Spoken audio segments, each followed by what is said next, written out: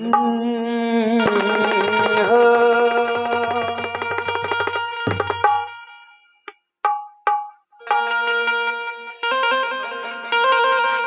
चला सवनमा में कर नमा नमा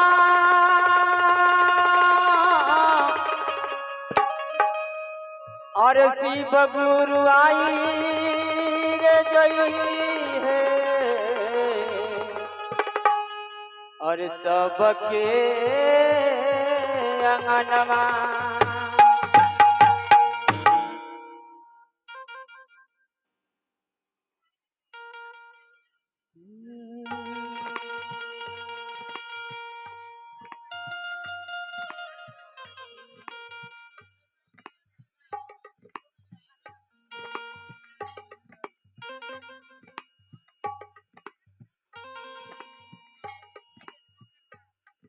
अरे की बरसे सावन में रोज पानी अरे चूक सरदल बा चुल्हानी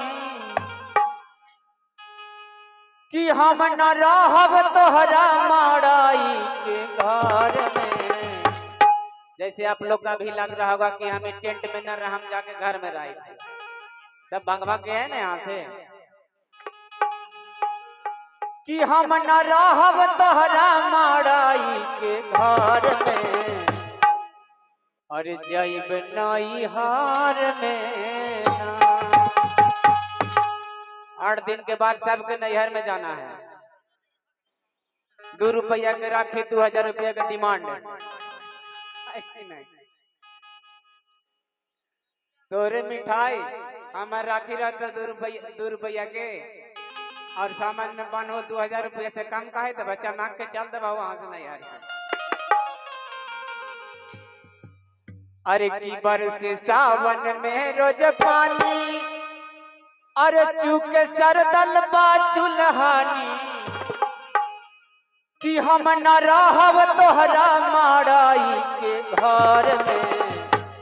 सभी लोग ताली बजाइएगा, जहाँ पे जो बैठे हैं सभी लोग वहां से आवाज कम से कम यहाँ आना चाहिए कि हम न रहब तोहरा माड़ाई के घर में अरे जाइब नई हार में कि हम न रहब तोहरा माड़ाई के घर में जाइब नई हार में।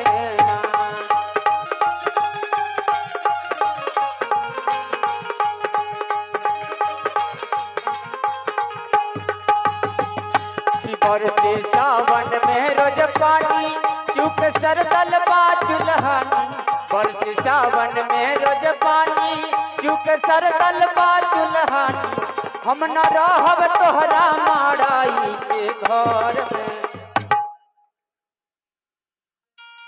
इधर से ताली नहीं बजा रहे हैं मनो हमारे गाँव में आइल सही से कहा हैं उधर से विचार को सुनाई नहीं पड़ रहा है। पनिया से लगे मेहरा गलती नहीं कि हम न रहब तोहरा माड़ाई के घर में जाइब नई हार में ना कि हम न रहब तोहरा माड़ाई के घर में जाइब नई हार में ना।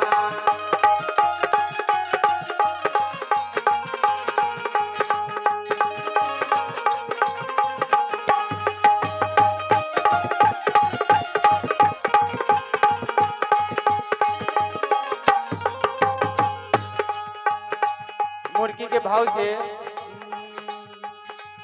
दुनिया कहे लाए भोला हवा बड़का दानी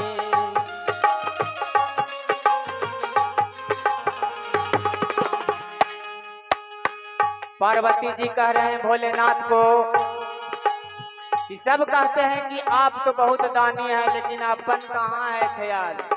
अपना घर परिवार को छोड़ दिए और अपना सेवक